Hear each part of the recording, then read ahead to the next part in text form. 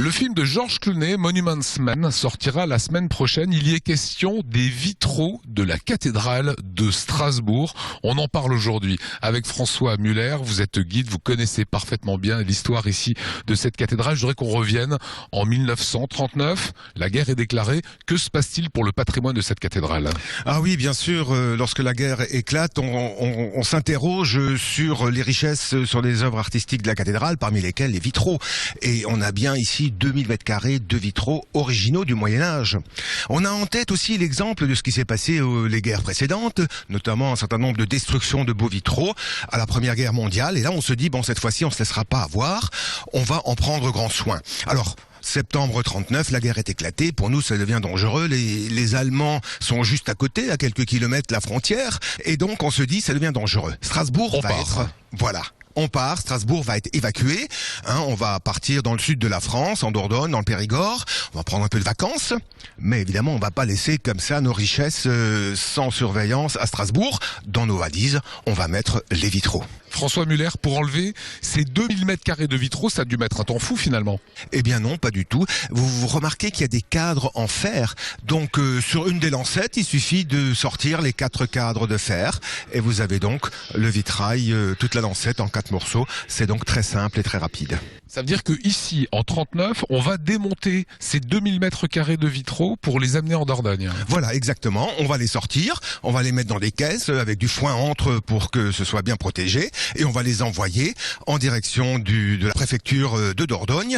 Alors en juin 40, on reçoit la visite de Hitler. Il visite la cathédrale, on en a 2 photos, l'une où il est devant le chœur et l'une où il ressort. Il est assez emballé par cette cathédrale dans laquelle il n'y avait plus de culte, il n'avait plus autorisé les messes.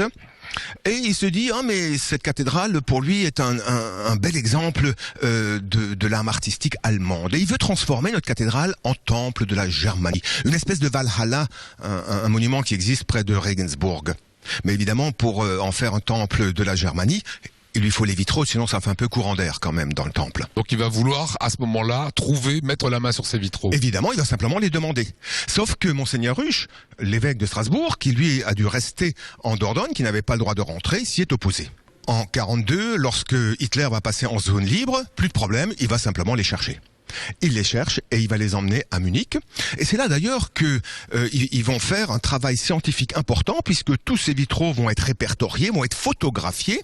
Mais comme la guerre, elle va prendre une tournure inattendue, on va planquer ces vitraux. Les Allemands vont les planquer dans des mines de sel près de Heilbronn, en l'occurrence à Friedrichshall. Alors, ce que nous raconte l'histoire effectivement de ces Monuments Men, c'est cet escadron non pas d'élite de l'armée américaine, mais plutôt de conservateurs de musées qui s'étaient réunis pour mettre la main sur ce patrimoine qui avait été spolié notamment aux Juifs et aux églises et cathédrales de France. Regardez. Lieutenant, you're not going to have the equipment, you're not going to have the manpower. I think that went well. The Nazis are on the run. They're taking everything with them. So we have to get as close to the front as we can. I'm interested in what you saw there. Thousands of pieces. They would photograph the art, then take to Hitler. We're gonna have to jump ahead of the Third Army and get into Germany. How can I help you steal our stolen art? You can wipe out an entire generation, you can burn their homes to the ground, and somehow they'll still find their way back. But if you destroy their history, you destroy their achievements, then it's as if they never existed. That's what Hitler wants. That is exactly what we're fighting for. This is a directive signed by Hitler. It says if he dies or if Germany falls, they're to destroy everything. Alors voilà, le film qui va sortir, c'est ludique, c'est du grand cinéma hollywoodien, sauf que ça nous ramène à notre propre histoire. Ces vitraux et ces œuvres d'art vont être retrouvés à très peu de kilomètres de Strasbourg, 170-180 kilomètres de Strasbourg à peine, à côté de Stuttgart.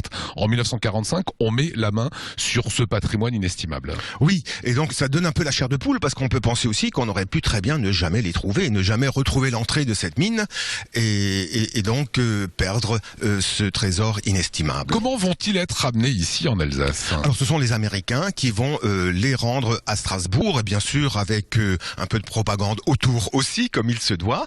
Et c'était le directeur du Metropolitan Museum de New York qui était chargé de régler tout cela. Il y a des archives anciennes, des films anciens qui nous parlent de ce retour, des vitraux et des cloches aussi d'ailleurs. Pourquoi ces vitraux qui sont juste derrière nous, François, intéressaient-ils tant Hitler, hein? Eh bien, Hitler a dit d'abord que cette cathédrale est d'architecture allemande, et puis deuxièmement, on va retrouver là, par exemple, dans ces vitraux, dans le bas-côté nord, une galerie de portraits des rois et des empereurs germaniques. Et donc, évidemment, Hitler s'inscrit dans la grandeur d'un Saint-Empire romain germanique. Donc, cela tombait bien pour son fameux mausolée ou son fameux mémorial à la grandeur de la nation allemande. Est-ce que cette histoire, les Alsaciens la connaissent bien? Oh, je ne crois pas que les Alsaciens s'en souviennent encore beaucoup. Dernier point, cette cathédrale, sans vitraux, ils avaient été remplacés par du simple verre ou c'était battu par les vents? Non, il y avait tout simplement, il y avait une partie de verre, effectivement, de verre blanc, et puis il y avait une partie qui était fermée par des planches, tout simplement. Voilà, merci pour ces explications, pour ce savoir, François Muller, que vous pouvez retrouver régulièrement ici.